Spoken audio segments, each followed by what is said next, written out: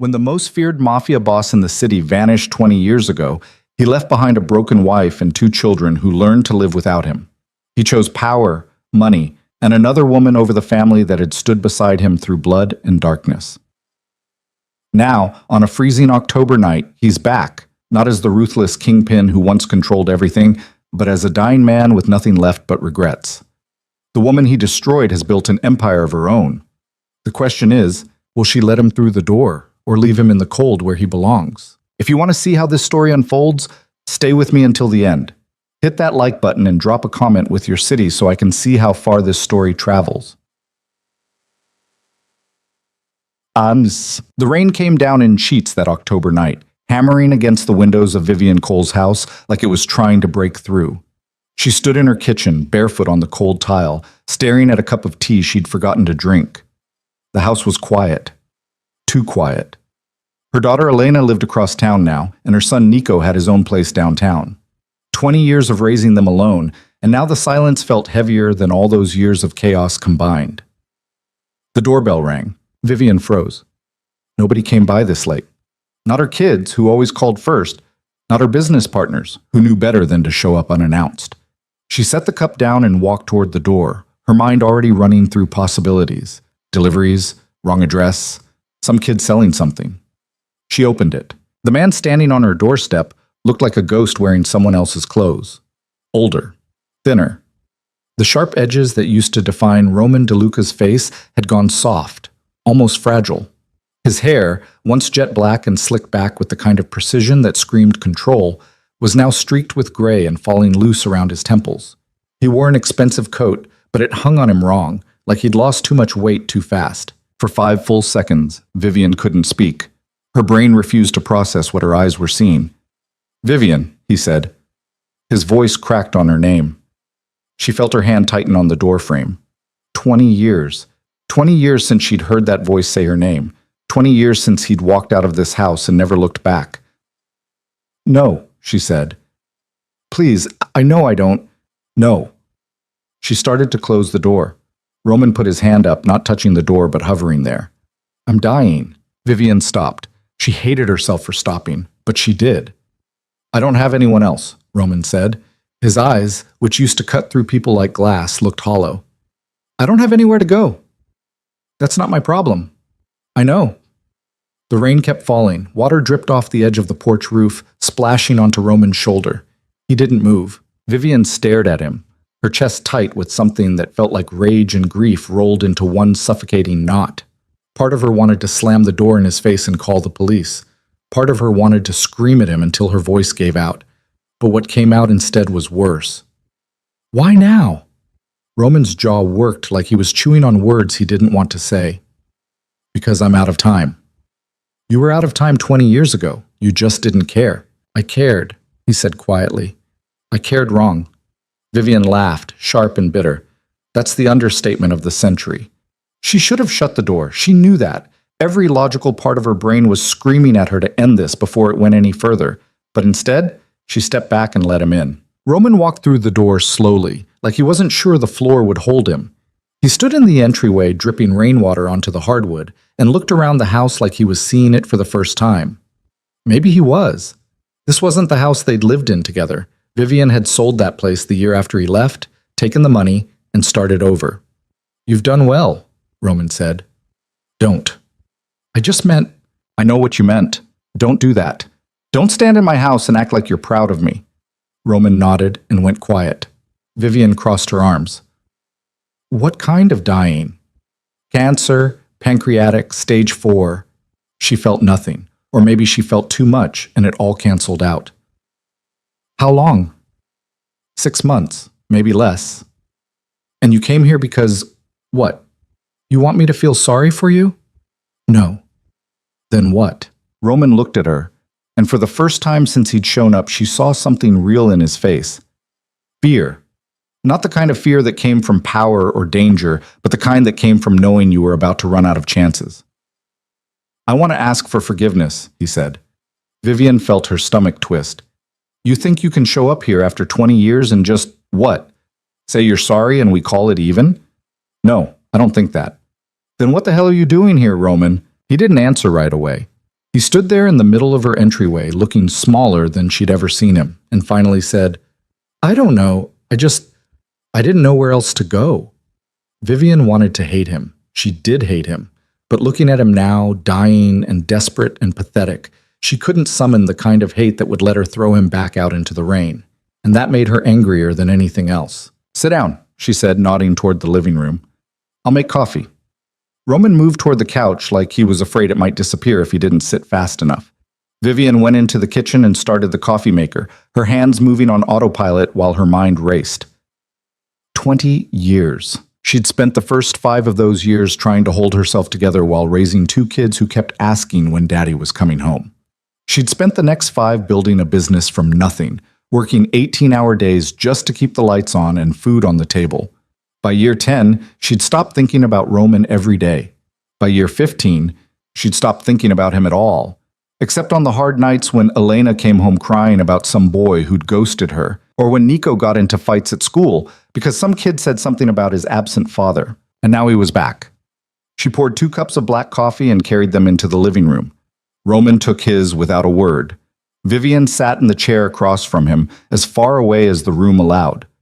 Start talking, she said. Roman wrapped both hands around the mug like he was trying to steal its warmth. I don't know where to start. How about the part where you left? He flinched. I thought I was building something. I thought if I could get bigger, stronger, more connected, I could give you everything, give the kids everything. We didn't need everything. We needed you. I know that now. Knowing it now doesn't fix anything. I know that too. Vivian leaned forward. You didn't leave because you were building something, Roman. You left because you got bored. You got restless. And then you met someone younger and shinier, and we stopped being exciting enough for you. Roman's face went gray. Her name was Isabel. I don't care what her name was. He stopped, cleared his throat. She left me 3 years ago, took half of what I had left and disappeared. Vivian felt a cold smile tug at her lips. Karma's a bitch. Yeah, it is. Where's all that power now? All those people who used to be scared of you, where are they? Roman stared into his coffee. Gone. Most of them are dead or in prison. The ones who aren't don't want anything to do with me. So you came here. So I came here. Vivian sat back, her arms still crossed. You said you wanted forgiveness. From who? Me? The kids? All of you. If you'll listen. Elena and Nico don't even know you're alive. I told them you were dead. Roman looked up, shock spreading across his face. You... what? I told them you died in a car accident when they were little. It was easier than explaining why their father chose someone else over them. Vivian, don't. Her voice came out hard and sharp. You don't get to be upset about that. You left. You made that choice. I had to clean up the mess. Roman set his coffee down, his hands shaking. I need to see them. No. Please. They think you're dead, Roman. They've been living with that for 20 years. You don't get to show up and tear that open just because you're running out of time. I'm their father. Vivian stood up, her whole body vibrating with rage. You stopped being their father the second you walked out that door. You don't earn that title back just because you're dying. Roman stood too, slower, his face pale. I'm not asking you to forgive me. I know I don't deserve that, but they deserve the truth. The truth? Vivian's voice rose. The truth is that you abandoned your family for another woman. The truth is that you didn't call, didn't write, didn't send a single damn dollar to help raise your own children. The truth is that I had to lie to them because the real story was too ugly to tell. That's the truth, Roman. You want me to dump that on them now? Yes. His voice was quiet but steady. If it means they know I'm sorry, if it means they get a chance to tell me what I did to them, then yes. Vivian stared at him, her chest heaving. She wanted to scream. She wanted to throw him out. But underneath all that anger was something worse, a tiny, traitorous part of her that wondered if he was right. They're not kids anymore, she said finally. They're adults. They have their own lives. You don't get to blow those up because you're dying. I know. If I do this, if I even think about doing this, it's on my terms, not yours. You don't show up at their houses, you don't call them, you don't do anything unless I say so. Understand? Roman nodded. Understood. And if they don't want to see you, you walk away. No arguments, no begging, you just go.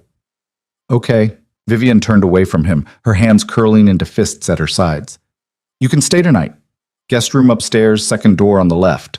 Tomorrow we'll figure out what comes next. Thank you. Don't thank me. I'm not doing this for you. Roman didn't respond. He just stood there, looking lost in the middle of her living room, until Vivian walked away and left him alone with his coffee and his regrets. Upstairs, Vivian sat on the edge of her bed and stared at her phone. She'd have to call Elena and Nico tomorrow. She'd have to tell them the truth, that their father wasn't dead, that he'd been alive all this time, that he was here now asking for a second chance he didn't deserve. Her hands shook as she typed out a message to Elena, then deleted it. Typed another one to Nico, then deleted that too. How do you tell your children that you lied to them for 20 years? How do you explain that you did it to protect them, even if it was the wrong choice? She didn't have the answers. All she had was the sick feeling in her gut that Roman's return was going to rip open wounds she'd spent 2 decades trying to heal. Downstairs, Roman sat on the couch and stared at the wall. The house smelled different than he remembered, cleaner, newer. Like Vivian had scrubbed away every trace of the life they'd had together and replaced it with something better. He didn't blame her. He thought about Isabel, the woman he'd left Vivian for. She'd been 26 when they met, beautiful and sharp and hungry for the kind of life he could give her. He'd been 42, drunk on power, and stupid enough to think it would last forever. It hadn't. Isabel had stayed with him for 15 years, right up until the money started drying up and the enemies started circling. Then she'd taken what she could carry and vanished. No goodbye. No explanation. Just gone. He'd tried to hate her for it, but he couldn't. Not when he'd done the exact same thing to Vivian. Now he was here, sitting in the house of the woman he'd destroyed, begging for scraps of forgiveness he didn't deserve. And the worst part was, he didn't even know if it would matter. Maybe Elena and Nico would hear him out and tell him to go to hell. Maybe they'd refuse to see him at all. Maybe he'd die alone, just like he deserved. But he had to try. Not because it would fix anything, but because dying without trying felt like the final, unforgivable sin. The next morning, Vivian came downstairs to find Roman sitting at the kitchen table, looking like he hadn't slept. She didn't ask. She just poured herself coffee and sat across from him. I'm calling Elena and Nico today, she said. Roman nodded. Okay. I'm telling them the truth. All of it. And then I'm asking them if they want to meet you. If they say no, you leave. If they say yes, we do it on neutral ground. Not here, not their places, somewhere public. Whatever you think is best. Vivian studied him. You look terrible. I feel terrible. Good. Roman almost smiled. Almost. You were always honest. Don't do that. Do what? Act like we're old friends reminiscing. We're not. I'm doing this for Elena and Nico, not for you. I know. Vivian stood up, taking her coffee with her. I'll let you know what they say. She left him sitting there and went into her office, closing the door behind her. Then she picked up her phone and called Elena. It rang 3 times before her daughter answered. Hey, Mom, what's up? Vivian closed her eyes. I need to tell you something, and it's going to be hard to hear. There was a pause on the other end. Okay, you're scaring me. Your father isn't dead. Silence. Elena? What? Her daughter's voice came out small and confused. What are you talking about? Your father, Roman, he's alive, he's here, and he wants to see you and Nico. Another long silence. Then, quietly, I don't understand. Vivian felt tears burn at the corners of her eyes, but she kept her voice steady. I lied to you. When you were little, I told you he died because I didn't know how else to explain why he left. But he didn't die. He chose someone else. And he's been gone ever since. He's been alive this whole time. Elena's voice cracked. This whole time, and you... Mom, how could you... I'm sorry, I thought I was protecting you. Protecting me? Elena's voice rose, sharp and angry. You lied to me for 20 years. You let me grieve someone who wasn't even dead. I know, and I'm sorry. Why is he here now? Vivian swallowed hard. He's dying. Cancer. He doesn't have long, and he wants to ask for forgiveness. Elena didn't respond right away. When she finally spoke, her voice was ice. I don't want to see him. You don't have to. Does Nico know? Not yet. I'm calling him next. Don't. Elena's voice shook. Don't do this over the phone. If you're going to destroy his life too, at least do it in person. The line went dead. Vivian sat there, staring at her phone, feeling like the floor had just dropped out from under her. She'd known it would be bad, but hearing the betrayal in Elena's voice was worse than she'd imagined. She called Nico next. He answered on the first ring. Mom, what's wrong? Can you come over? I need to talk to you and Elena together. Is everything okay? No, but I'll explain when you get here. 2 hours later, Elena and Nico sat on Vivian's couch, looking like they'd been hit by a truck. Vivian had told them everything, the truth about Roman, the lies she'd told, the fact that he was upstairs in the guest room right now. Nico stood up, pacing. So he's just here in this house? Yes. And you let him in? Yes. Why? Nico's voice was rising. Why would you do that? Because he's your father. He's not my father, Nico shouted. A father doesn't walk out and disappear for 20 years. A father doesn't choose some other woman over his own kids. Elena sat perfectly still, her hands folded in her lap. She looked pale and hollow, like someone had scooped out everything inside her and left only the shell. Elena, Vivian said gently, say something. Elena looked up, her eyes dry but filled with something dark and cold. I want to see him. Nico turned to stare at her. What? I want to see him, Elena repeated. I want to look him in the face and ask him why. You don't owe him that. I know, but I owe it to myself. Nico ran both hands through his hair, looking lost. This is insane. Probably, Elena said, but I'm doing it anyway. Vivian stood up. If you're sure, I'm sure. Then I'll bring him down. Roman came downstairs slowly, his hand gripping the railing like he needed it to stay upright. When he reached the bottom and saw Elena and Nico standing in the living room, he stopped. For a long moment, nobody moved. Then Elena spoke, her voice steady and cold. So you're him. Roman nodded. I'm him. You don't look like much. I'm not. Nico stepped forward, his jaw tight. Why are you here? Roman met his son's eyes. Because I'm dying, and I wanted to see you before I go. That's it? That's the whole reason? No, I also wanted to say I'm sorry. Nico laughed, harsh and bitter. You're sorry? 20 years, and that's what you've got? You're sorry? I know it's not enough. Damn right it's not enough. Nico's hands curled into fists. Do you have any idea what it was like growing up without you? Do you know how many times I got into fights because kids at school said my dad was dead and I was lying about it? Do you know how many nights I laid awake wondering what I did wrong to make you leave? Roman's face crumpled. Nothing. You didn't do anything wrong. Then why did you go? Because I was selfish. Because I thought power and money mattered more than you, and I was wrong. Elena moved forward now, standing beside Nico. Who was she? Her name was Isabel. Did you love her? Roman hesitated. I thought I did. More than us? No, never more than you. But I was too stupid to see that until it was too late. Elena's voice dropped to a whisper. Where is she now? Gone. She left me 3 years ago. Good, Elena said flatly. I hope she took everything. Roman nodded. She did. The room went quiet. Vivian stood off to the side, watching her children face the man who destroyed their childhood, and she felt her heart break all over again. Finally, Nico spoke. I don't forgive you. I know. And I don't want you in my life. I understand. But, Nico's voice cracked, but I want to know why. I want to hear you say it, all of it, every reason you left, every lie you told yourself. I want to know what was so damn important that you threw us away for it. Roman looked at his son, and for the first time, tears started sliding down his face. Okay, I'll tell you everything. And he did. Roman stood in the middle of Vivian's living room, his hands hanging at his sides like he'd forgotten what to do with them. Nico stared at him with eyes that could cut steel, and Elena had gone so still she barely looked like she was breathing.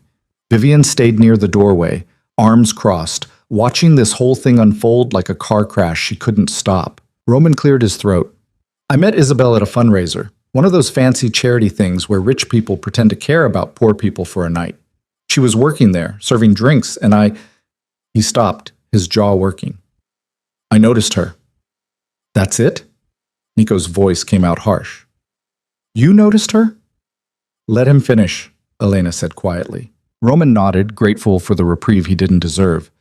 She was young, 26. I was 42, running half the city, and I felt old.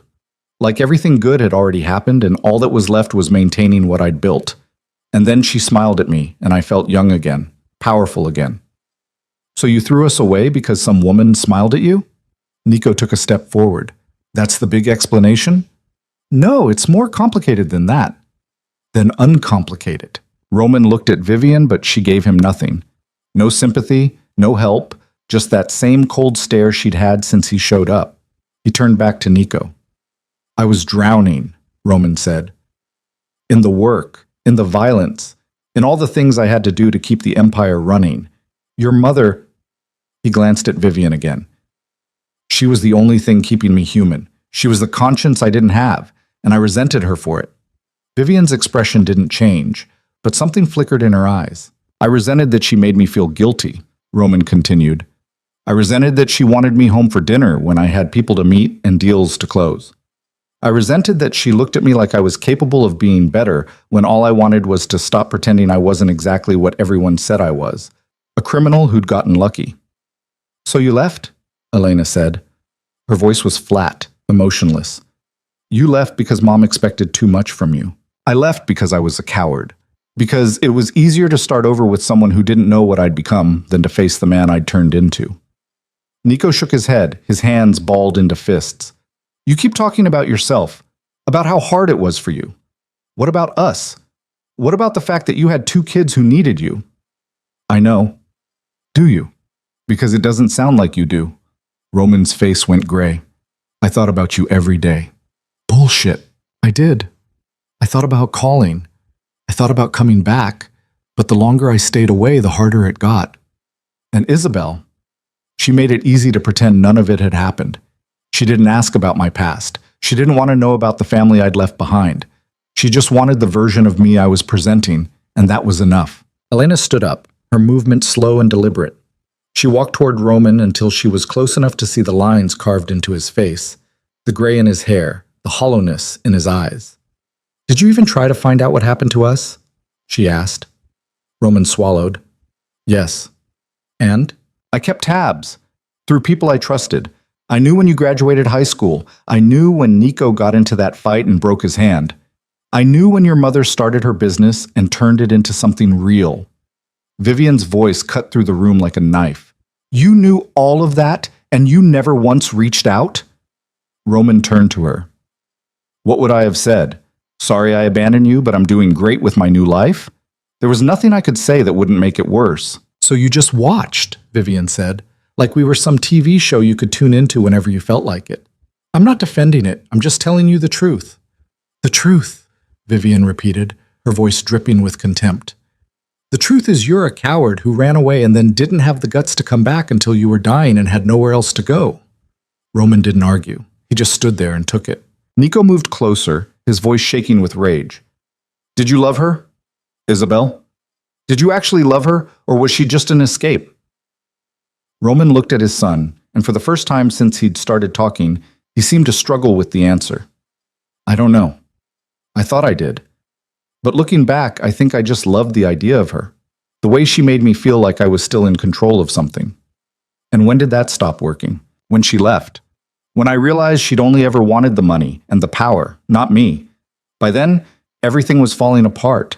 The business, the connections, the empire I'd built. And I had nothing left except the knowledge that I'd traded my real family for a fantasy. Elena's voice came out quiet, almost a whisper. How did she leave you? Roman's shoulders sagged. I came home one day and half the house was empty. She'd taken jewelry, cash, anything she could sell, left a note that said she'd met someone younger and didn't see the point in sticking around for the decline. Karma, Elena said softly. Yeah. Karma. Nico turned away, pacing toward the window. So what do you want from us? You want us to feel sorry for you? You want us to say it's okay that you destroyed our childhood because you got what was coming to you? No. I want you to know the truth. I want you to know that leaving you was the worst decision I ever made, and that no amount of money or power or ego was worth what I lost. That doesn't fix anything. I know it doesn't. Then why are you here?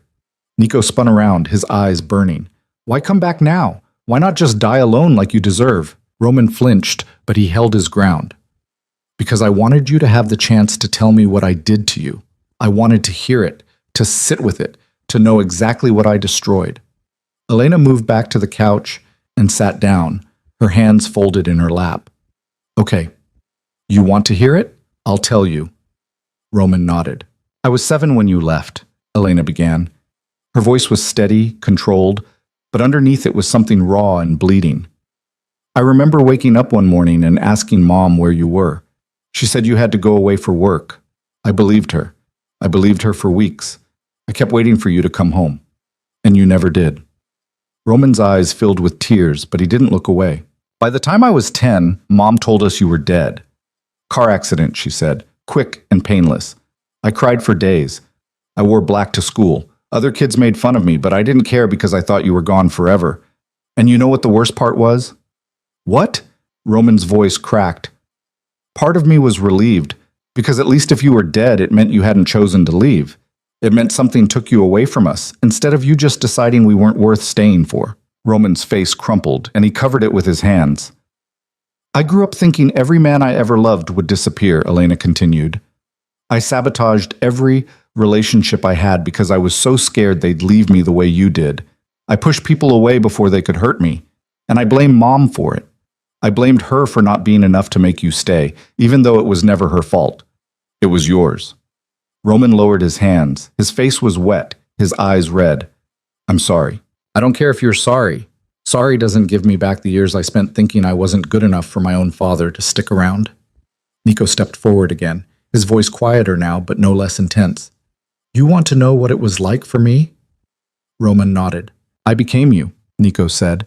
Or at least I tried to. I got into fights. I acted tough. I made sure nobody could get close enough to hurt me, because if my own father didn't think I was worth staying for, why would anyone else? Nico, I'm not done. Nico's jaw tightened. I spent years trying to figure out what I did wrong. Was I too loud, too quiet, too needy, not smart enough, not strong enough? I replayed every memory I had of you over and over, looking for the moment where I screwed up and made you leave. You didn't do anything wrong. I know that now, but I didn't know it then, and by the time I figured it out, I'd already built my whole life around the idea that I wasn't enough. Roman looked at her, surprised by the question. It fell apart. The people I trusted turned on me. The ones who didn't get arrested got killed. The business dried up. By the time Isabel left, I had maybe 10% of what I'd built, and most of that was dirty money I couldn't touch without ending up in prison. Where is it now? Gone.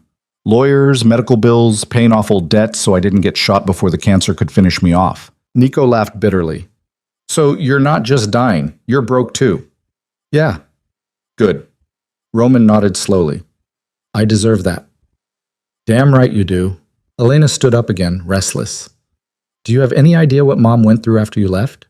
Roman looked at Vivian. I can imagine. No, you can't, Elena said sharply. She had 2 kids to raise, no job, and a reputation in this city as the wife of a criminal.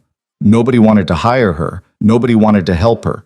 She had to start from nothing and build everything herself while we were asking her every day when you were coming back.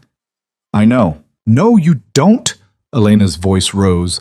You don't know what it's like to watch your mother cry herself to sleep and then wake up the next morning and pretend everything's fine so her kids don't fall apart.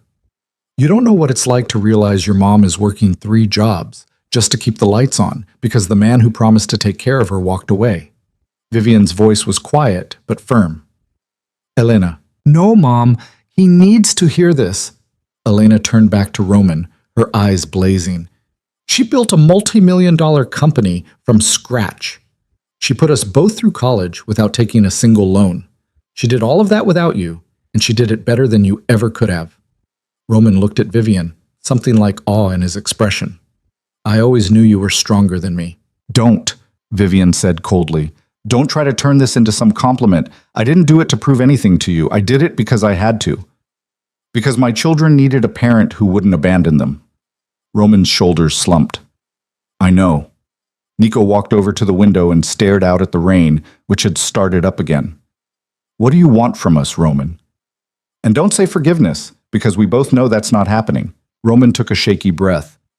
I want the chance to answer your questions. I want to sit here and let you tear me apart if that's what you need. And when I die, I want you to know that I spent my last days facing what I did instead of running from it. That's it? That's it. Elena crossed her arms, mirroring her mother. And if we tell you to leave and never come back, then I leave and never come back. Just like that? Just like that. Vivian stepped forward, her voice cutting through the tension. I think we need a break. This is too much all at once. Nico turned from the window. I need air. Me too, Elena said. Roman looked between them, his face pale and drawn.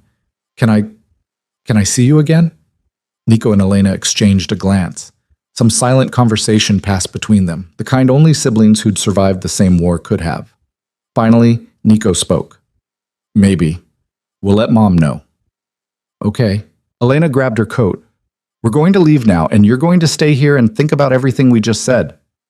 I will. Good. They left without saying goodbye, the door closing behind them with a soft click that somehow felt louder than if they'd slammed it. Vivian watched them go, then turned to Roman. You're lucky they agreed to see you at all, she said. I know. Don't waste it. Roman nodded, looking smaller than ever. Vivian, I don't. She held up a hand. Whatever you're about to say, I don't want to hear it. This isn't about me and you. This is about you and them. I know, but I need you to know I'm sorry for all of it. Vivian's expression didn't soften.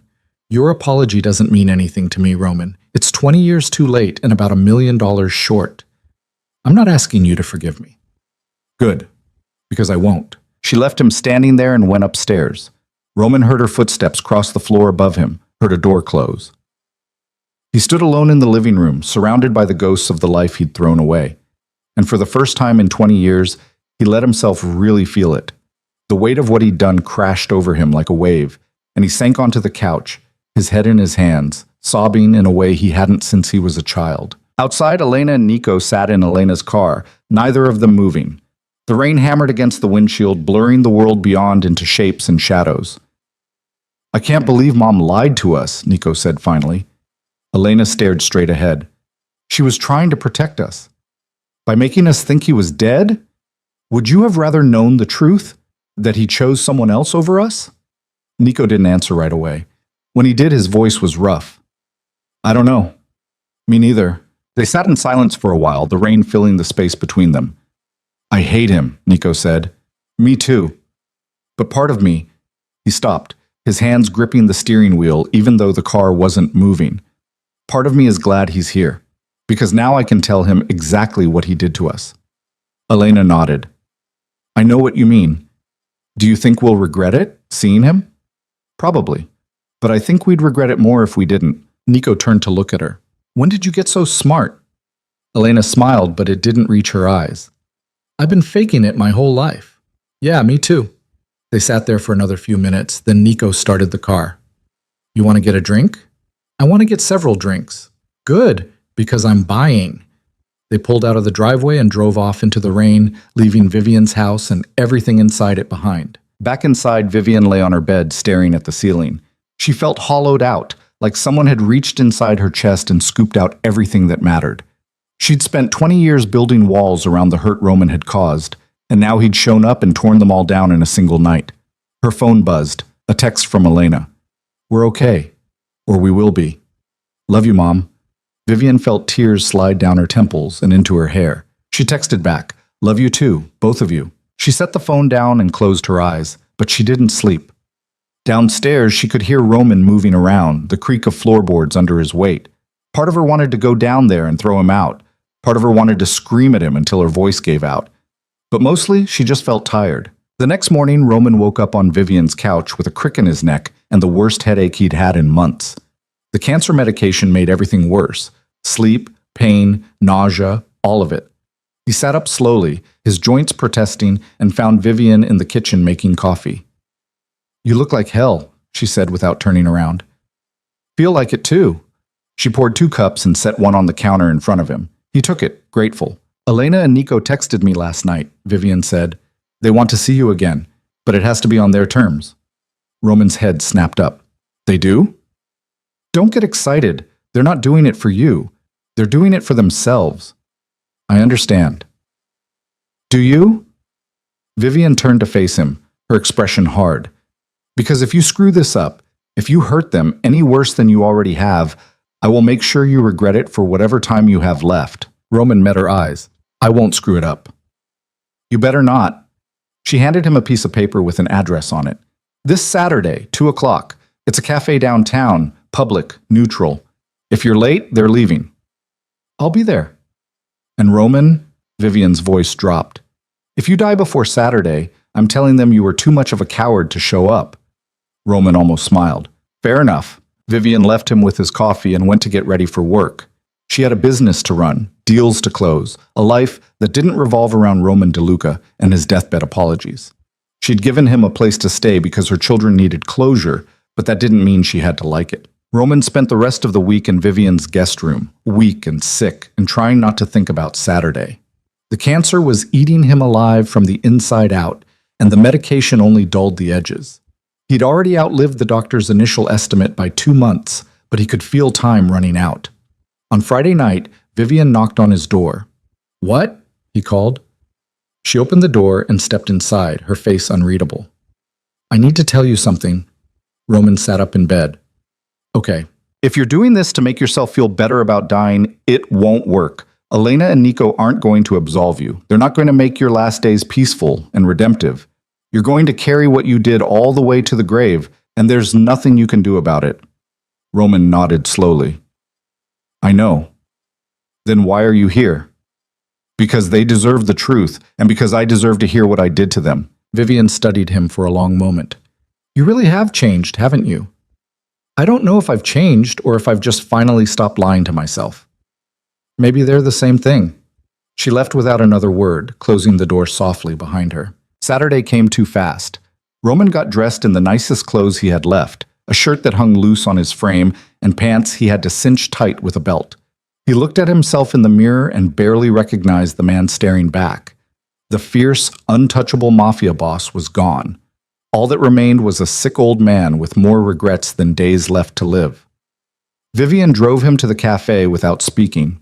She pulled up to the curb and put the car in park. You've got 2 hours, she said. After that, I'm picking you up whether you're done or not. Thank you. I'm not doing this for you. I know. Roman got out of the car and walked into the cafe. Elena and Nico were already there, sitting at a corner table with their backs to the wall. They looked up when he walked in, and for a second, nobody moved. Then Nico gestured to the empty chair across from them. Sit down. Roman sat, and the reckoning continued. The cafe was half empty, which was probably why Elena had chosen it. Fewer witnesses to whatever was about to happen. Roman sat across from his children, his hands flat on the table because he didn't know what else to do with them. A waitress came by, and Nico ordered coffee for all 3 of them without asking Roman what he wanted. When she left, Elena spoke first. We have questions. Okay, and you're going to answer them. All of them. No deflecting, no excuses, no making yourself sound better than you were. Roman nodded. I'll tell you the truth. Nico leaned back in his chair, his arms crossed. Start with the day you left.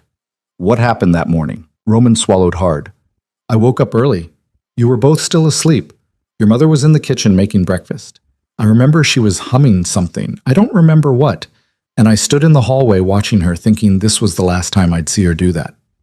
So you'd already decided, Elena said. Yeah, I'd decided the night before. Did you tell her? No, I waited until you 2 were at school. Then I packed a bag, left a note, and walked out. Nico's jaw tightened. What did the note say? It said I was leaving, that I'd met someone else, that I'd send money for you and the kids. Did you? Elena asked. Send money? Roman looked down at his hands. For the first 6 months, then Isabel told me I was being stupid, that Vivian would be fine, that I needed to cut ties completely if I wanted to move on. And you listened to her. Yeah, I listened to her. The waitress came back with their coffee. Nobody touched it. She lingered for a second, reading the tension in the air, then hurried away. Elena picked up her cup and held it between her hands without drinking. Did you ever think about coming back? In those first few months, did you ever regret it? Roman met her eyes. Every day. Then why didn't you? Because I was ashamed, and because the longer I stayed away, the easier it was to pretend I'd made the right choice. That's not an answer, Nico said sharply. That's an excuse. You're right. The real answer is that I was a coward. I didn't want to face what I'd done, so I kept running. Elena set her cup down carefully, like she was afraid if she moved too fast, she'd throw it. Tell us about Isabel. What was so special about her that she was worth destroying your family? Roman looked up at the ceiling, then back at his daughter. She was beautiful, young. She laughed at my jokes and made me feel like I was the most important person in the room. Your mother, He stopped, reconsidered. Your mother knew me too well. She saw all the ugly parts I tried to hide. Isabel didn't ask questions. She just took what I gave her and acted like it was enough. So she was easy, Elena said flatly. Yeah, she was easy. Nico leaned forward, his voice low and dangerous. Did you love Mom? Ever? Yes. More than I knew how to handle. That's a cop-out. Maybe. But it's true. I loved your mother so much it scared me. She made me want to be better, and I hated that because being better meant admitting I wasn't good enough. With Isabel, I could be exactly who I was, and she didn't care. Elena's voice went cold. You mean she didn't care that you were a criminal? She cared about what the money could buy. She didn't care how I got it. And Mom did. Your mother cared about everything, about me, about you two, about the kind of man I was becoming, and I couldn't stand it. Nico stood up abruptly, his chair scraping against the floor. People at nearby tables looked over. He didn't care. I need a minute. He walked out of the cafe, and through the window Roman watched him pace on the sidewalk, his hands running through his hair. Elena stayed seated, her face unreadable. He's going to break something if he doesn't calm down, she said. Should I? No, stay here. Roman nodded. They sat in silence, the space between them thick with everything unsaid. After a minute, Elena spoke again. What was it like, living with her? Lonely. Elena raised an eyebrow. You left your family for her and you were lonely? She didn't know me. Not really. She knew the version of me I showed her, but that wasn't real. It was just a performance. And after a while, I got tired of performing. But you stayed. I stayed because leaving her would have meant admitting I'd made a mistake, and I wasn't ready to do that. So you wasted 15 years of your life on a lie. Yeah, I did. Nico came back inside, his face flushed but calmer. He sat down and picked up his coffee, taking a long drink. Okay, I'm good. You sure? Elena asked. No, but we're doing this anyway. He turned to Roman. Tell me about the business, the criminal stuff. What exactly were you doing that was so important you couldn't be a father? Roman shifted in his seat. A lot of things. Started with loan sharking, moved into protection rackets, then drugs, then real estate. By the time I left, I was running operations in 4 states and pulling in more money than I knew what to do with. And Mom knew? She knew some of it. I kept her out of the worst parts, but yeah, she knew. Did she help you? In the beginning, yeah. She was good with numbers, good at making things look legitimate on paper. But after you two were born, she wanted out. She wanted me to go straight, find something legal, build a real life. And you didn't want to, Elena said. I didn't know how. The business was all I had. Without it, I was just some guy who'd gotten lucky. And I was terrified of being ordinary. Nico laughed bitterly. So you chose crime over your kids because you were afraid of being boring. When you say it like that, it sounds stupid. That's because it is stupid. Roman didn't argue. He just sat there and took it. Elena leaned forward. What happened when it all fell apart? When did you realize you'd lost everything? Roman's face went gray. About 3 years ago. I had a partner, a guy I'd worked with for 10 years. He got busted on a weapons charge and decided to cut a deal. Gave up names, locations, everything. The feds started closing in, and everyone I'd trusted either disappeared or turned on me. And Isabel? She saw which way the wind was blowing and got out.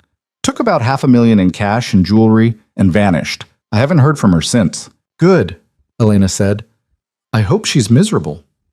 She's probably not. She was smart enough to get out before it all burned down. Nico drummed his fingers on the table. So you lost the money, lost the power, lost the woman you threw us away for, and then what? Then I got sick. Started feeling tired all the time, losing weight, couldn't keep food down. Went to a doctor and found out I had cancer, stage 4, terminal. How long have you known? About 8 months. Elena's voice sharpened. And you waited 8 months to come find us?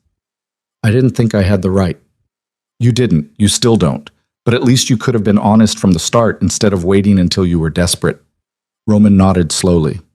You're right. They sat in silence again. The waitress came back, refilled their coffee cups, and left without saying a word. The cafe was filling up now, the lunch rush starting. People laughed and talked around them, completely unaware of the family tearing itself apart in the corner. Nico spoke next, his voice quieter than before. What was the worst thing you ever did? In the business, I mean. Roman looked at him for a long moment. You really want to know? Yeah, I had a guy killed.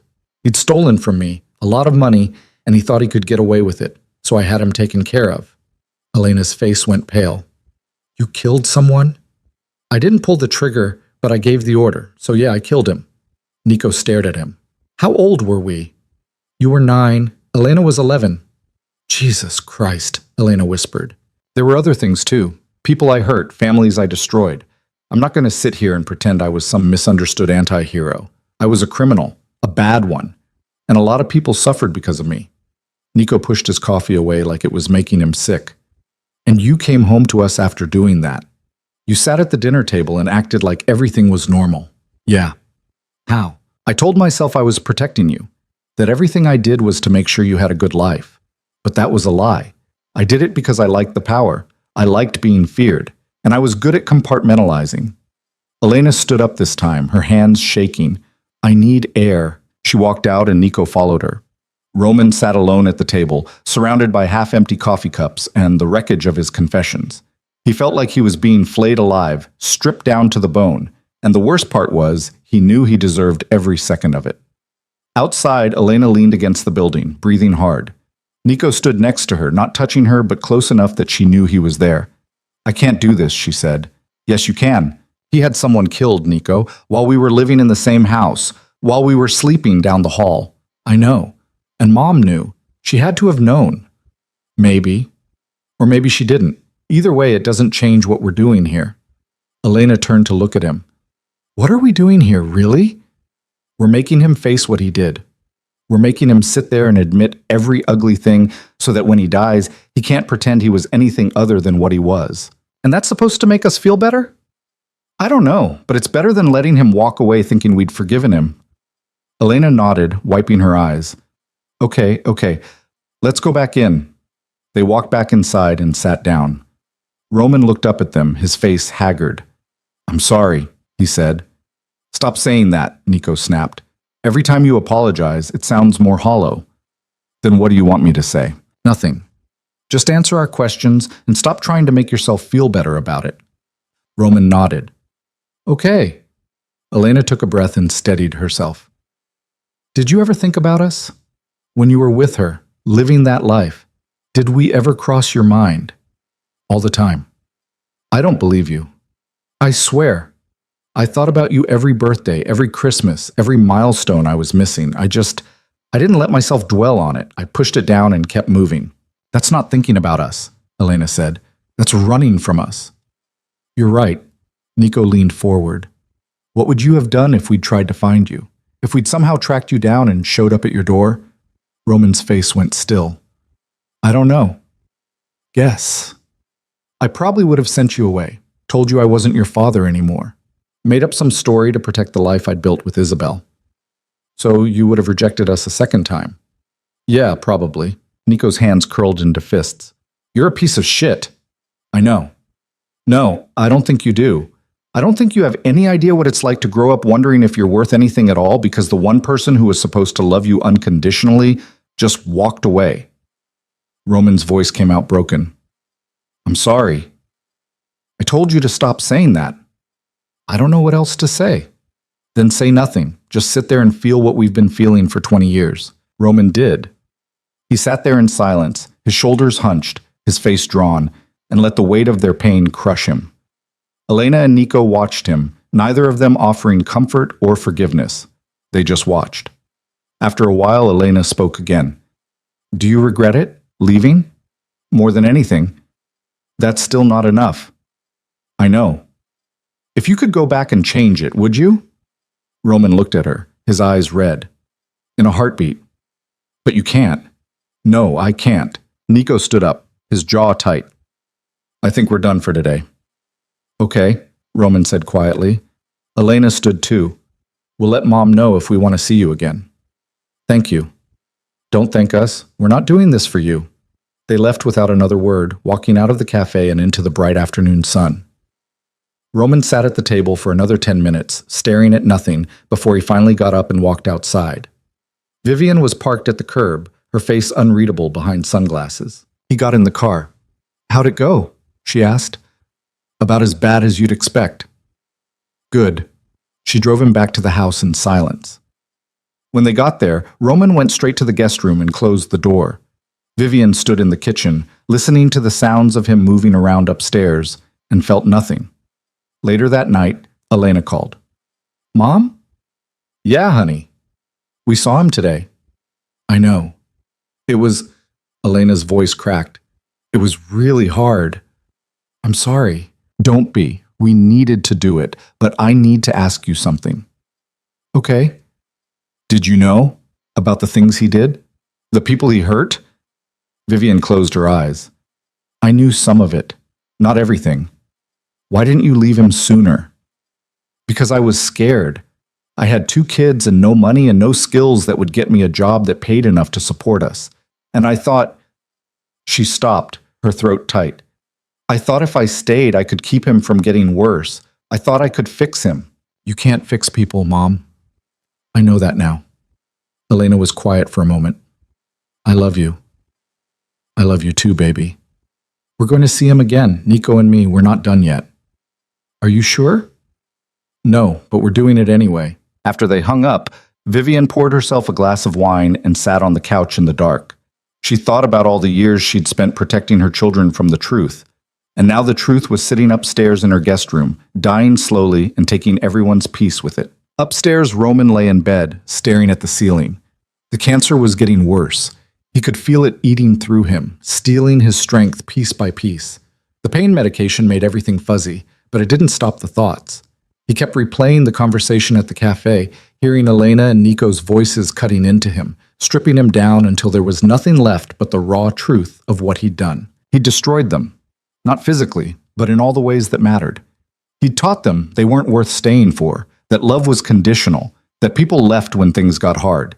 And now they were sitting across from him, 2 grown adults who'd spent their whole lives trying to make sense of the damage he'd caused, and all he could do was confirm their worst fears. He was a monster, not because of the crimes he'd committed or the people he'd hurt in the business, but because he'd looked at his own children and decided they weren't enough to make him stay. The next morning, Vivian found an envelope on the kitchen table. Her name was written on it in Roman's handwriting. She opened it. Inside was a letter. Vivian, I know you don't want to hear from me, and I don't blame you, but there are things I need to say, and I'm running out of time to say them. You were the best thing that ever happened to me, and I threw you away because I was too stupid and too proud to see it. You gave me everything, your loyalty, your love, your strength, and I repaid you by walking out. I don't expect forgiveness. I don't even want it, because I don't deserve it. But I need you to know that leaving you was the biggest mistake of my life. Everything I built after you was hollow. Every success felt empty because it wasn't built with you. And when it all came crashing down, the only thing I regretted was that I couldn't go back and choose you instead. You're stronger than I ever was. You always were. And I'm sorry I made you prove it the hard way. I hope when this is over, you can finally stop carrying the weight of what I did and just live. You've earned that. Roman. Vivian read it twice, then folded it and put it back in the envelope. She didn't cry. She didn't feel anything except a dull ache that had been there for so long it felt like part of her body. She left the letter on the counter and went to work. Over the next 3 weeks, Elena and Nico met with Roman 4 more times. Each meeting felt like pulling teeth, slow, painful, and necessary in a way none of them wanted to admit. They met at different places each time. A park bench, a diner on the edge of town, a library reading room where they had to keep their voices down, even when they wanted to scream. Roman answered every question they threw at him. He didn't defend himself, didn't try to soften the edges of what he'd done. He just told them the truth, raw and ugly, until they ran out of things to ask. By the fourth meeting, something had shifted. Not forgiveness, nothing close to that, but a kind of exhausted acceptance that this was as good as it was going to get. They were sitting in the diner, picking at fries neither of them wanted, when Nico asked the question that had been sitting in his chest since the first night Roman showed up. "Do you think about dying?" Roman looked up from his untouched coffee. "All the time." "Are you scared?" "Terrified." Elena studied him. "Of what? The pain?" "No, the pain I can handle. I'm scared of dying alone, of going out knowing I wasted everything that mattered." "You did waste it," Nico said flatly. "I know." "So what do you want from us? Some kind of deathbed reconciliation where we all hold hands and cry and tell you it's okay?" "No, I don't want that." "Then what?" Roman set his cup down carefully. "I want you to remember me honestly, not as some monster, not as some tragic figure who deserved redemption, just as a man who made terrible choices and spent the rest of his life regretting them." Elena laughed, but there was no humor in it. "You're asking us to carry your guilt after you're gone." "No. I'm asking you not to lie about who I was. Don't make me better in memory than I was in life. Don't soften it for your kids someday. Just tell them the truth, that their grandfather was a selfish bastard who chose wrong and paid for it." Nico leaned back, his arms crossed. "Why does that matter to you?" "Because I don't want anyone making the same mistakes I did. I don't want some kid hearing about me and thinking I was cool or powerful or worth emulating. I want them to hear the whole story and learn from it." Elena picked up a fry, then put it back down. "You think that makes up for anything?" "No, but it's all I've got left." They sat in silence for a while. The diner was nearly empty, just them and an old man at the counter reading a newspaper. The fluorescent lights buzzed overhead, harsh and unforgiving. Finally, Nico spoke. "Mom found your letter." Roman's head snapped up. "She told you?" "She left it on the kitchen counter. I saw it when I went over there yesterday." "Did she say anything about it?" "No, but she looked tired, more tired than usual." Roman's face crumpled. "I shouldn't have written it." "Probably not," Elena said. "But you did. And now she has to deal with it." "I wasn't trying to burden her." "That's what you do, though. You burden people. You show up, dump all your regrets and apologies on them, and then expect them to carry it for you." Roman flinched. "You're right." "Stop agreeing with us," Nico snapped. "It's not helpful." "What do you want me to say?" "I don't know. Something that isn't just 'you're right' and 'I'm sorry.' Something that proves you actually understand what you did instead of just accepting it because it's easier than fighting back." Roman looked at his son, really looked at him, and saw the anger and pain and desperate need for something, anything, that felt real. "You want to know what I understand?" Roman said, his voice low. "I understand that I destroyed your childhood. I understand that I taught you to expect abandonment from everyone you love. I understand that I made your mother into a single parent who had to be twice as strong because I wasn't there. And I understand that no amount of apologies or explanations will ever undo that damage." Nico's jaw tightened. "Keep going. I understand that you're sitting here with me not because you care about me, but because you need to look me in the face and confirm that I'm not worth grieving. And I understand that when I die, you're going to feel relief more than sadness. And that's my fault. That's all my fault." Elena's voice came out quiet. "Do you wish we hadn't let you back in?" Roman thought about it. "Sometimes. When I see how much pain this is causing you, I wish I'd just died alone somewhere and let you keep thinking I was already dead. But I'm selfish enough to be glad you gave me this chance. Even if it hurts you, even if it doesn't fix anything, I'm glad I got to see who you became." Nico stood up abruptly. "I need to go." "Okay. Don't follow me." "I won't." Nico walked out, the bell above the door chiming as he left. Elena watched him go, then turned back to Roman. "He's going to break eventually," she said.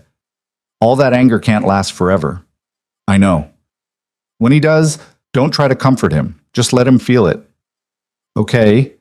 Elena picked up her coat. "I'm leaving too, but I'll see you again." "When?" "I don't know. When I'm ready." She left, and Roman sat alone in the diner with cold coffee and the check. He paid it and walked outside into the late afternoon sun. Vivian was supposed to pick him up in an hour, so he walked. His legs felt weak, his chest tight, but he kept moving. He ended up at a small park a few blocks away.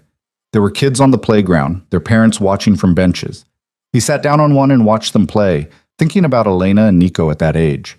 He'd missed all of this, the scraped knees and playground fights and the pure, uncomplicated joy of being a kid. He'd traded it for money and power, and a woman who didn't even stick around when things got hard. A little girl ran past him, chasing a ball. She stopped, picked it up, and looked at him. "Are you sad?" she asked. Roman almost laughed. "Yeah, a little." "Why?" "Because I made some bad choices a long time ago and I can't fix them." The girl tilted her head, considering this. "My mom says you can't change the past, but you can change what you do next." "Your mom's smart." "I know." The girl smiled and ran off. Roman sat there for a long time after she left, thinking about what she'd said. He couldn't change the past, but he could change what he did next. The problem was, he didn't have much next left. When Vivian picked him up, she didn't ask how it went. She just drove him home in silence, and Roman was grateful for it. That night he started writing. Not a letter this time, but a record. He wrote down everything. The crimes he'd committed, the people he'd hurt, the deals he'd made. He wrote about Isabel and the 15 years he'd wasted with her. He wrote about Vivian and the family he'd destroyed. He wrote until his hand cramped and his eyes burned, and then he kept writing. When he was done, he had 30 pages of confessions. He put them in an envelope, sealed it, and wrote Elena and Nico's names on the front. He'd give it to Vivian when the time came. They could decide what to do with it after he was gone. The next morning, Vivian found him in the kitchen, looking worse than usual. His skin had a gray tint to it, and he was moving slow like every step hurt. "You need to go to the hospital," she said. "I'm fine." "You're not fine. You look half dead." "I am half dead." "Roman, I'm not going to the hospital. I'm not spending my last days in some sterile room with machines beeping at me. If I'm going to die, I'm doing it here." Vivian stared at him. "Here? In my house?" "If you'll let me." "That's not fair." "I know." "You don't get to put that on me. You don't get to die in my house and make me the one who has to deal with it." Roman looked at her, and for the first time since he'd shown up, he saw something close to desperation in his face. "I don't have anywhere else to go. If you want me to leave, I'll leave. But I'm asking you, please, let me stay." Vivian felt something twist in her chest. She wanted to say no. She wanted to throw him out and let him die alone in some motel room somewhere. But looking at him now, broken and sick and pathetic, she couldn't do it. "Fine," she said, "but if you die here, you're doing it quietly. I'm not dealing with drama." "Thank you." "Don't thank me. I'm doing this because I don't want your death on my conscience." Roman nodded and went back to his coffee. Vivian left for work, but all day she couldn't shake the feeling that she'd just made a terrible mistake. That weekend, Elena and Nico came over for dinner. It was Vivian's idea, a normal family dinner, just the three of them, like they used to have before Roman showed up. But when they arrived, Roman was sitting in the living room, and the whole thing felt wrong. "Is he eating with us?" Nico asked. Vivian shook her head. "No, he's going to stay in there." Good. They sat down at the dining table, and Vivian served the food she'd spent all afternoon making. For a few minutes, they ate in silence. Then Elena spoke. "How long is he going to be here?" "I don't know," Vivian said. "His doctor said weeks, maybe a month. It's hard to say." "And you're okay with that?" "No, but what am I supposed to do? Kick a dying man out onto the street?" "Yes," Nico said. "That's exactly what you should do." "I can't." "Why not?" Vivian set down her fork. "Because as much as I hate him, I can't be that person. I can't be the one who sends him away to die alone. He deserves it. Maybe. But I don't deserve the guilt that would come with it." Elena reached across the table and took her mother's hand. "We don't want you to have to do this." "I know, but it's not your choice. It's mine." They finished dinner without talking much after that. When they were done, Elena and Nico helped clean up, and then they said their goodbyes. On the way out, Nico stopped in the doorway. "Mom?" "Yeah?" "You're stronger than he ever was. You know that, right?" Vivian felt tears prick at her eyes, but she didn't let them fall. "I know." After they left, she went into the living room. Roman was still sitting there, staring at nothing. "They hate me," he said. "Can you blame them?" "No." Vivian sat down in the chair across from him. "I need to ask you something, and I need you to be honest." "Okay?" Why did you really come back? And don't give me that line about wanting forgiveness. What's the real reason? Roman was quiet for a long time. When he finally spoke, his voice was barely above a whisper. Because I was scared of dying alone. Because I didn't want to go out with nothing and no one, just the memory of everything I'd destroyed. I thought if I could see you and the kids one more time, maybe it would mean something. Maybe I wouldn't feel so empty. And do you? Feel less empty? Roman looked at her, his eyes red. No, I feel worse because now I can see exactly what I threw away, and I know I'll never get it back. Vivian nodded slowly. Good. You should feel that. You should carry it all the way to the end. I will. She stood up and walked toward the stairs, then stopped. Roman? Yeah? That letter you wrote me. I read it. I'm sorry. I shouldn't have. I'm not finished. Her voice was hard. You said leaving me was the biggest mistake of your life. But you're wrong. The biggest mistake was coming back and making me relive it. She went upstairs before he could respond, leaving him alone in the dark. The next few weeks passed in a strange, suffocating rhythm. Roman got weaker. Some days he could barely get out of bed. Vivian hired a nurse to come in twice a week to check on him, but mostly she just stayed out of his way.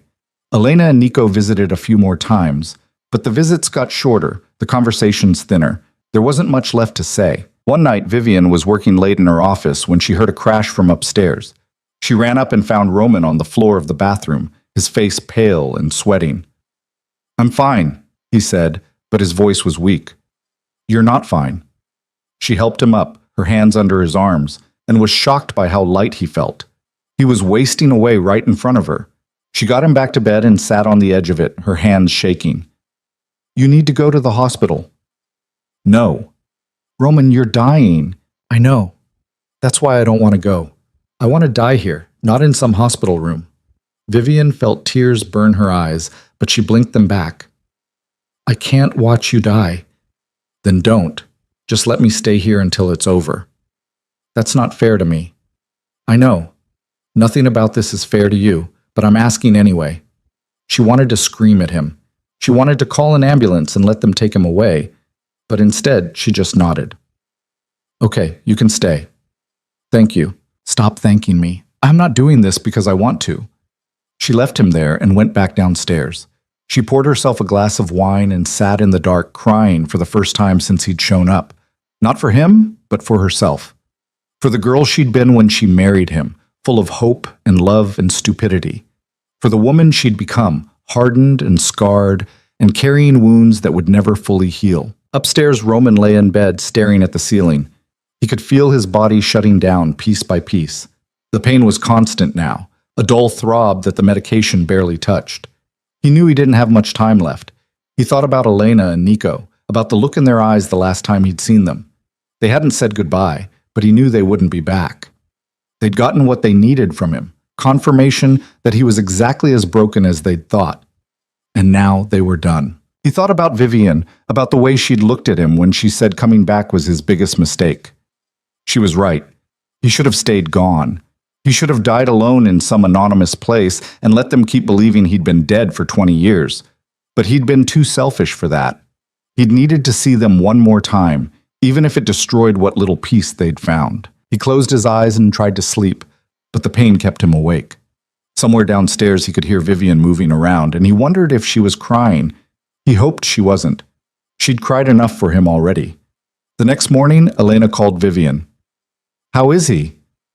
Bad, really bad. Do we need to come over? Vivian hesitated.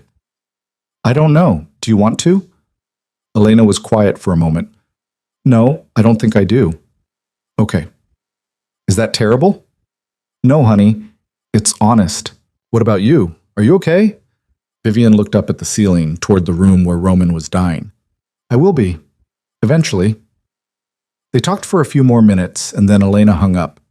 Vivian sat at the kitchen table, her coffee going cold, and tried to figure out how she'd ended up here, playing nurse to the man who'd destroyed her life. She didn't have an answer. That night, Roman called her upstairs. She found him sitting up in bed, looking more alert than he had in days. I need to give you something, he said. He handed her the envelope with Elena and Nico's names on it. What is this? Everything I did, everyone I hurt, all of it written down. I want you to give it to them after I'm gone. Vivian stared at the envelope. Why? Because they deserve the whole truth, not just the parts I was willing to say out loud. You think this is going to help them?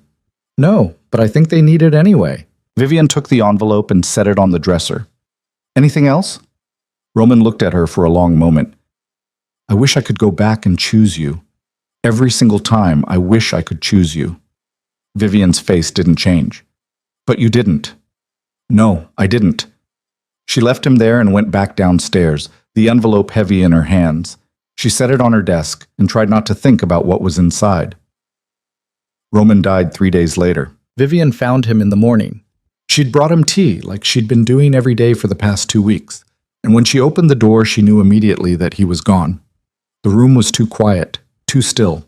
Roman lay on his back, his eyes closed, his hands folded on his chest like he'd arranged himself that way on purpose. She set the tea down on the nightstand and stood there for a minute, just looking at him.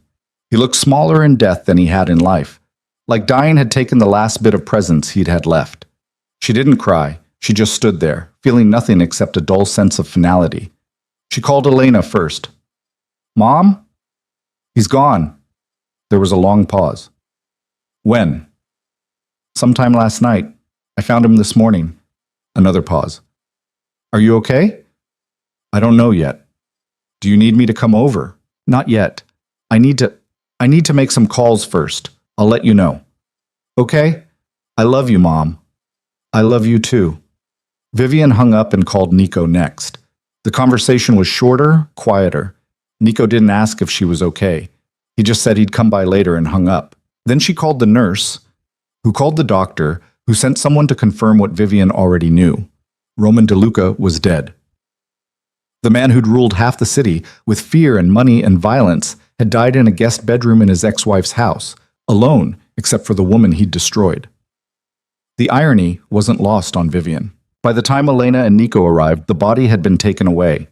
The guest room was empty, the bed stripped, the window open to air out the smell of sickness and death.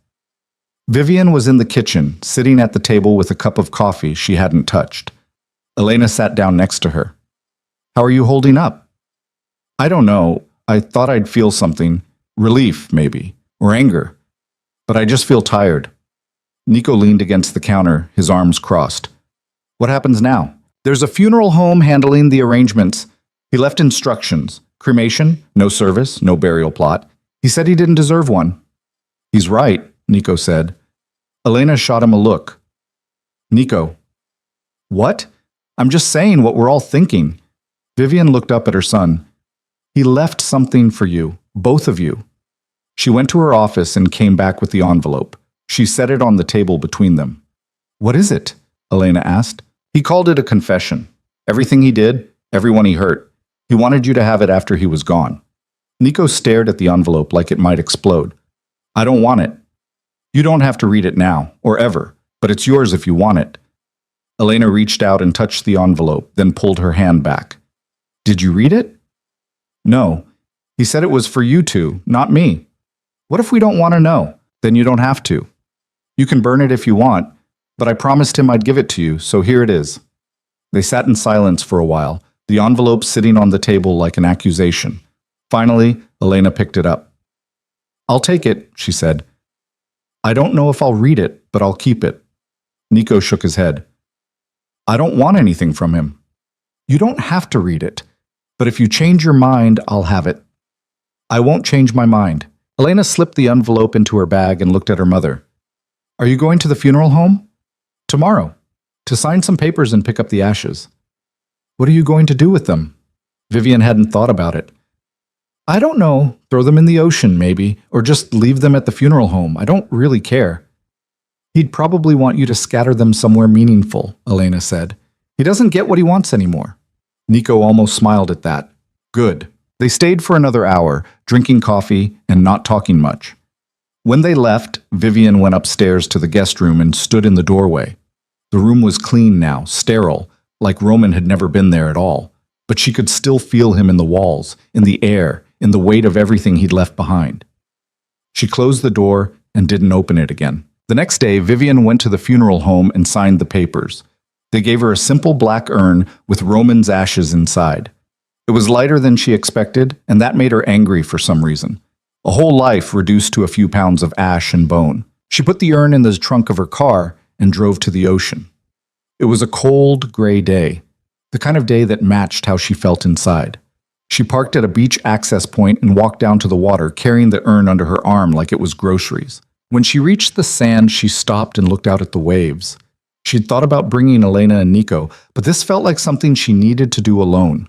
Not for Roman, but for herself. She needed to close this chapter once and for all. She opened the urn and walked to the edge of the water. The waves lapped at her shoes, cold and persistent.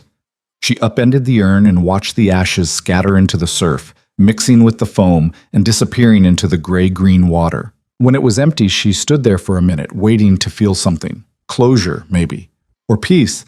But all she felt was the same tired emptiness she'd been carrying for weeks. She turned and walked back to her car, leaving the empty urn on a bench for someone else to deal with. 2 weeks later, Elena called. "I read it," she said. "The letter?" "Yeah." "And?" Elena's voice was thick. "It's worse than I thought. The things he did, Mom, some of it is really bad." "I know. How did you stay with him for as long as you did?" Vivian leaned back in her chair. "I didn't know about most of it. And the parts I did know, I convinced myself were necessary, that he was protecting us." "Were you scared of him?"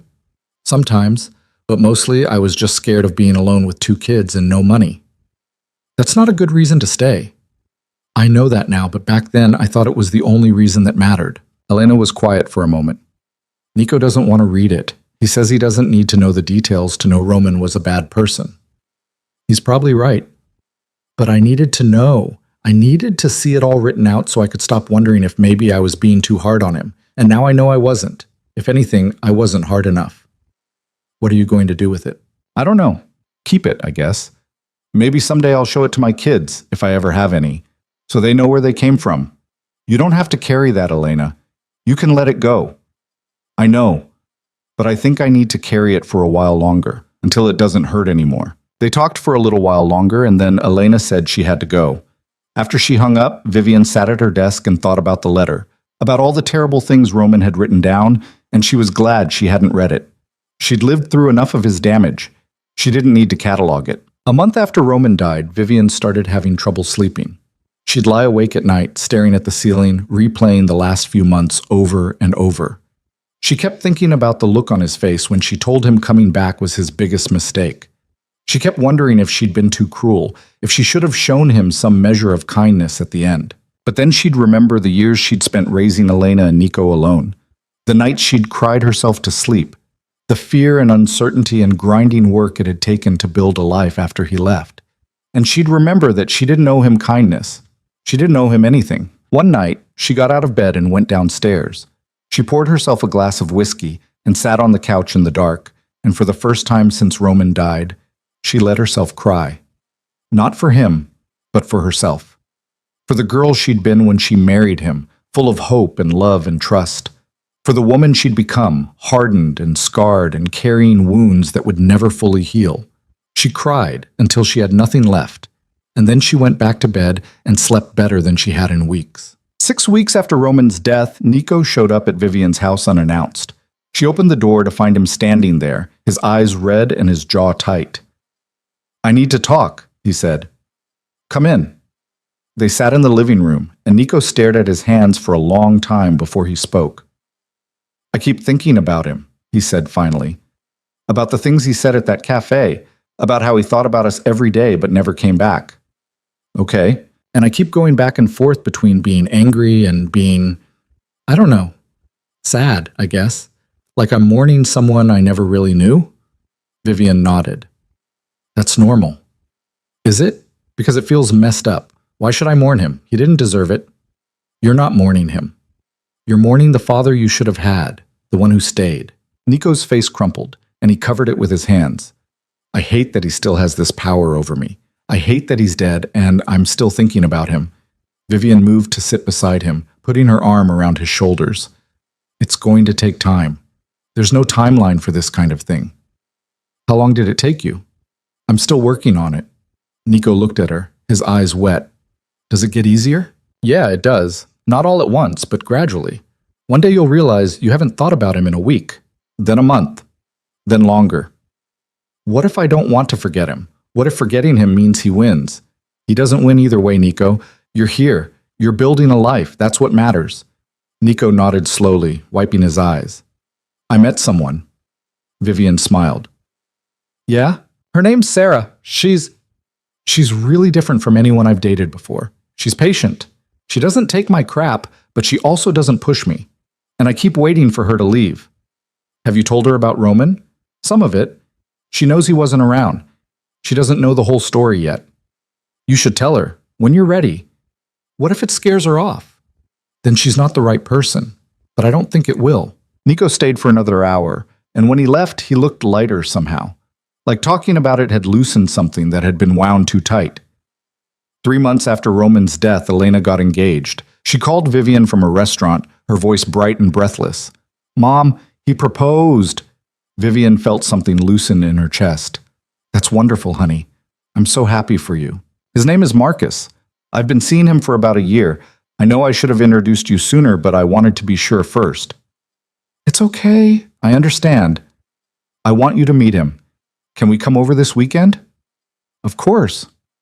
That Saturday, Elena showed up with Marcus, a tall man with kind eyes and an easy smile. He shook Vivian's hand and looked her in the eye when he spoke, and Vivian liked him immediately. Over dinner, Marcus told stories that made Elena laugh, and Vivian watched the way her daughter leaned into him, comfortable and happy. At one point, Elena excused herself to the bathroom, and Marcus turned to Vivian. I know about her father, he said quietly. What he did. Elena told me everything. Vivian nodded. And you're still here. Of course. What her father did doesn't define who she is. You'd be surprised how many people don't see it that way. Marcus met her eyes. I'm not those people. I'm in this for the long haul. I'm not going anywhere. Vivian felt tears prick at her eyes, but she blinked them back. Good. Because if you hurt her, I will make you regret it. Marcus smiled. I believe you, and I respect that. When Elena came back, Vivian looked at her daughter and saw something she hadn't seen in years. Hope. Real, unguarded hope that things could be good and stay good. 6 months after Roman's death, Vivian decided to sell the house. It had too many ghosts in it, too many memories she didn't want to carry anymore. She bought a smaller place across town, something clean and modern with no history except what she'd built there herself. Elena and Nico helped her move, along with Marcus and Sarah. Together, they packed up 20 years of Vivian's life and moved it into a future that had nothing to do with Roman DeLuca. When they were done, they ordered pizza and sat on the floor of Vivian's new living room, exhausted and sweaty and laughing about something stupid Marcus had said. And in that moment, Vivian felt something she hadn't felt in longer than she could remember.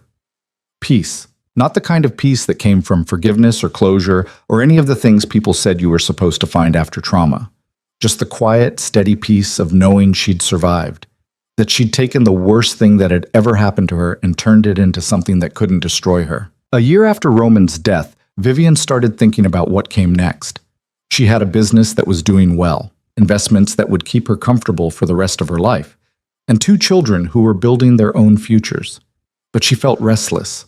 Like there was something else she was supposed to be doing. One night she was reading the news and came across a story about a woman who'd escaped an abusive relationship with her 3 kids and nowhere to go.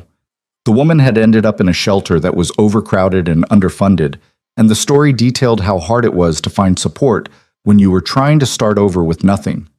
Vivian read the article twice, and by the time she finished, she knew what she needed to do. She called Elena the next morning. I'm starting a foundation, she said. What kind of foundation? For women and kids leaving bad situations? Housing, legal support, job training, counseling. Everything I wished I'd had when your father left. Elena was quiet for a moment. Mom, that's amazing. I want you and Nico to help, if you're interested. Of course I'm interested. What do you need? Over the next 6 months, Vivian, Elena, and Nico built the Second Chances Foundation from the ground up. Nico handled the legal side, making sure everything was structured correctly. Elena ran fundraising events and brought in donors. And Vivian poured her money and her time and her heart into creating something that would help people who were where she'd been, scared and alone and trying to figure out how to survive. The foundation opened 18 months after Roman's death. At the opening event, Vivian stood in front of a room full of donors and community leaders and people who'd already been helped by the foundation's programs. And she told them the truth. "I started this foundation because I know what it's like to feel trapped," she said. "I know what it's like to wake up one day and realize the person you trusted most in the world has destroyed everything you built together. And I know what it's like to have to start over from nothing, with 2 kids depending on you and no idea how you're going to make it work." She paused, looking out at the crowd. "But I also know what it's like to survive, to take that pain and that fear and turn it into something stronger. And I want to make sure that other people have the support they need to do the same thing, because no one should have to do it alone." The room erupted in applause, and Vivian stepped down from the podium. Elena and Nico were waiting for her, and they wrapped her in a hug that felt like coming home. 2 years after Roman's death, Elena got married. It was a small ceremony in a garden, just family and close friends. Vivian walked her daughter down the aisle, and when the officiant asked who gave this woman to be married, Vivian said, "I do," and meant it with every cell in her body. She'd given Elena everything: her strength, her resilience, her refusal to quit even when things got hard. And watching her daughter marry a man who looked at her like she hung the moon, Vivian knew it had been worth it. Every sleepless night, every sacrifice, every moment of doubt, it had all been worth it to see Elena standing there, whole and happy and unbroken. At the reception, Nico gave a toast. He stood up, his glass raised, and looked at his sister. "Elena's always been the strong one," he said, "the one who kept it together when everything was falling apart. And I used to think that was just who she was, naturally tough, naturally resilient, but I realized something recently. She's strong because she had to be, because Mom taught her how, and because she refused to let the people who hurt her define what she deserved." He turned to look at Vivian. "Mom, you gave us everything. You showed us what it looks like to survive something that should have broken you and come out the other side stronger. And I don't say this enough, but thank you for not giving up, for not letting him destroy what we could become." Vivian felt tears slide down her face, but she didn't wipe them away. She just nodded, her throat too tight to speak. Nico raised his glass, to Elena and Marcus, and to second chances, and to the people who stick around when it gets hard. Everyone drank, and the party went on. But Vivian stepped outside for a minute, needing air and space and quiet. She stood in the garden where Elena had just gotten married, looking up at the stars, and thought about Roman. She didn't miss him. She didn't forgive him. But she also didn't hate him anymore. He'd been a broken man who'd made terrible choices, and he'd paid for them. And now he was gone, and she was here, surrounded by the family she'd built from the ashes of what he'd destroyed. 3 years after Roman's death, Nico and Sarah had a baby, a little girl they named June after Vivian's mother. When Vivian held her granddaughter for the first time, she felt something crack open inside her chest. Not pain, but the opposite. Like something that had been locked up tight for decades was finally allowed to breathe. "She's perfect," Vivian whispered. Nico smiled, tired but happy. "Yeah, she is." "Are you scared?" Vivian asked, "about being a father?" Nico looked at his daughter, his expression serious. "Terrified. But I know what not to do, at least. And that's a start." Vivian touched his cheek. "You're going to be a great father, because you know what it feels like to need one." Nico's eyes filled with tears, but he didn't look away. "I'm not going to be like him." "I know you won't." And she did know. She could see it in the way Nico looked at June, the way he held her like she was made of glass and gold. He was already a better father than Roman had ever been, just by showing up. Sarah came over and put her arm around Nico's waist. "We were thinking about what to tell her, about Roman, I mean. When she's old enough to ask." Vivian considered this. Tell her the truth, that her grandfather made terrible choices and hurt a lot of people. But also tell her that her father broke that cycle, that he chose to be different. "That feels like a lot to put on a kid," Sarah said. "It is, but it's better than lying, and it's better than pretending the past didn't happen." Nico nodded. "We'll figure it out when the time comes." 4 years after Roman's death, Elena had a son. She named him Leo, and when Vivian asked if the name meant anything, Elena just shrugged. "I like lions," she said. "They're strong, and Leo sounds like someone who won't take crap from anyone." Vivian laughed. He's going to fit right in with this family then. Elena looked at her mother, her expression soft. Do you ever think about him? Roman? Sometimes, not often. Do you regret letting him stay at the end? Vivian thought about it. No, I regret a lot of things, but not that. It was the right thing to do, even if it was hard. Do you think we should tell them? Elena nodded toward Leo, sleeping in her arms. The kids, I mean, about their grandfather? That's up to you. But if you do, tell them the truth. Don't make him better than he was, and don't make him worse. Just tell them he was a man who made terrible choices and spent the rest of his life regretting them. What if they ask why you stayed with him? Tell them I didn't know how to leave, and that by the time I figured it out, I had 2 kids to protect, and that became more important than anything else. Elena nodded slowly. That's a good answer. It's the only answer I have. 5 years after Roman's death, the Second Chances Foundation had helped over 300 families. Vivian spent most of her time there now, working directly with the women who came through the doors looking for help.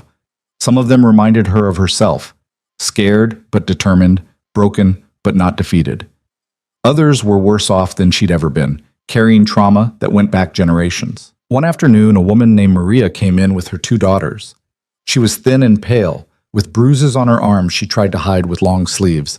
The girls were quiet, watchful, the way kids got when they'd learned to disappear. Vivian sat down with Maria and listened to her story. It was familiar in all the ways that mattered. A husband who'd started out charming and ended up controlling, then violent. Years of trying to make it work for the kids' sake. Finally, the moment when Maria realized staying would kill her, either literally or in all the ways that mattered. I don't have anywhere to go, Maria said, her voice shaking. I don't have money. I don't have family. I need help. Vivian reached across the table and took her hand. You came to the right place. We're going to help you. Over the next few months, Vivian watched Maria transform. The foundation got her into temporary housing, connected her with a lawyer who helped her file for divorce and a restraining order, and enrolled her in a job training program. The girls started smiling again, started acting like kids instead of soldiers. 6 months after Maria first walked through the door, she got a job as an administrative assistant at a law firm. It wasn't much, but it was enough. She moved into her own apartment with the girls, and when she came back to thank Vivian, she was crying. You saved my life, Maria said. Vivian shook her head. You saved your own life. I just gave you the tools to do it. I don't know how to repay you. You don't have to. Just pay it forward. When you're stable and strong, help someone else who's where you were. Maria nodded, still crying. I will. I promise.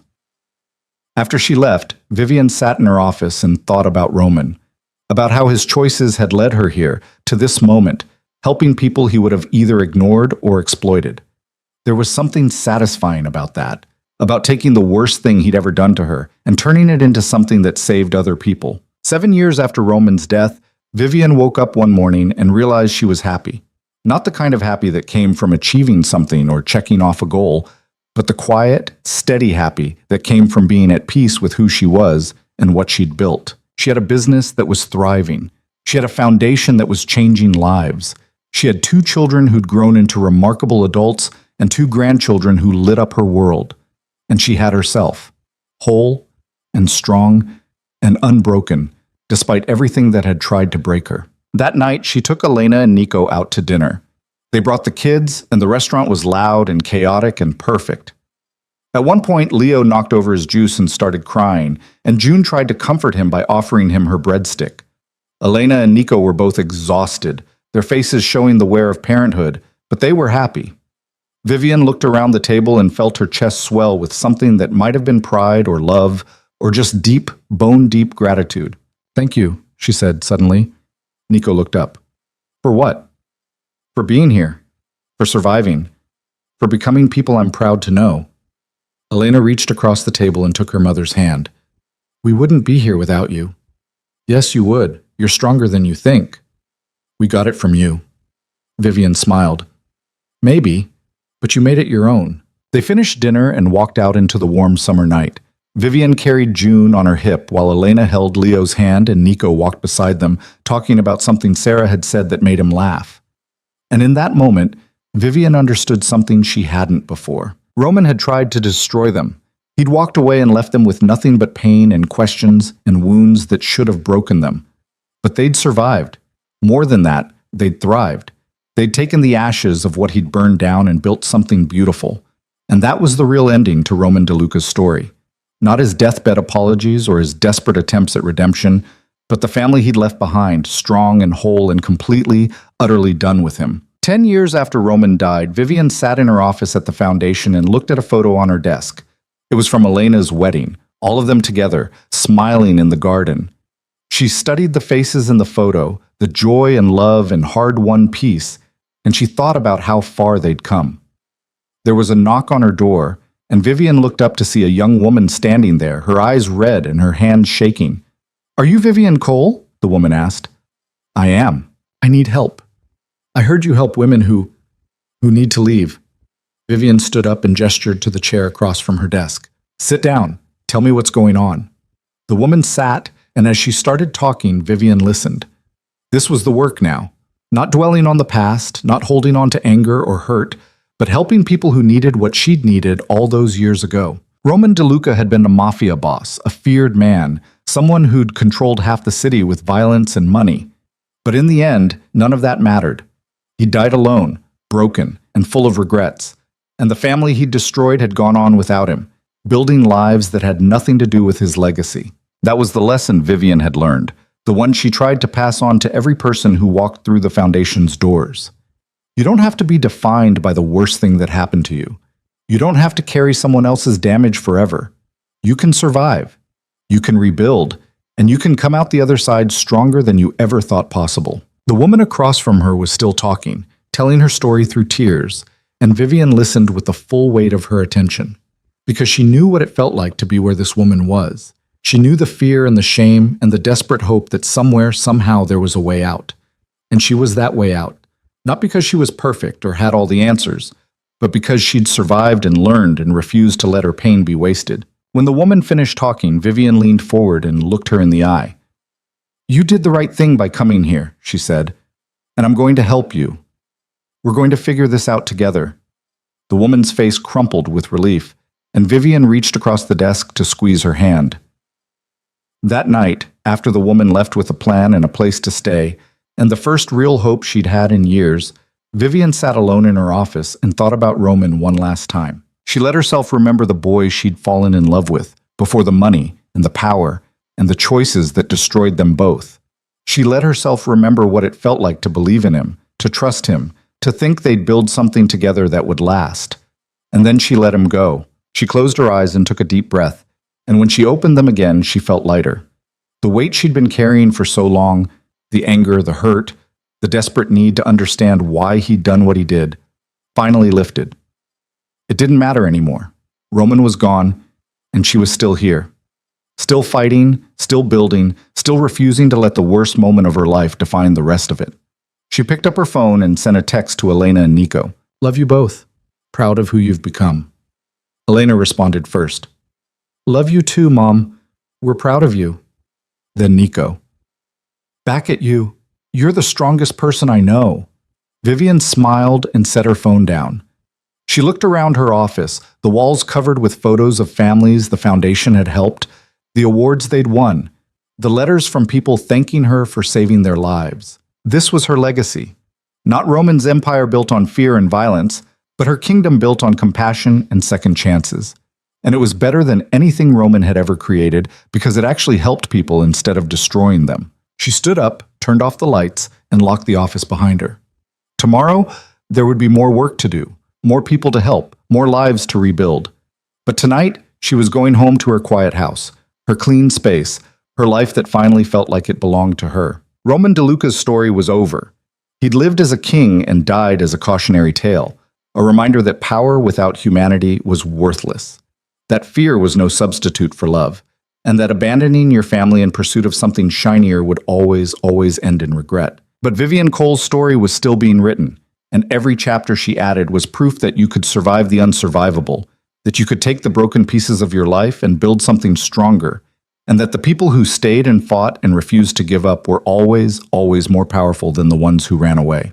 She drove home through the quiet streets, past the places where Roman had once held court, past the buildings and businesses that had forgotten his name. The city had moved on, just like she had. And somewhere in the dark water of the ocean, where she'd scattered his ashes, Roman DeLuca had become exactly what he deserved to be. Nothing but dust and memory, and a lesson learned the hard way. Vivian parked in her driveway and sat in the car for a moment, looking at her house with its warm lights and quiet promise of peace. This was what winning looked like. Not revenge or forgiveness or some grand moment of clarity, but simply surviving and building something better. She got out of the car, walked to her front door, and stepped inside. And that was the end of Roman's hold on her life, and the beginning of everything that came after.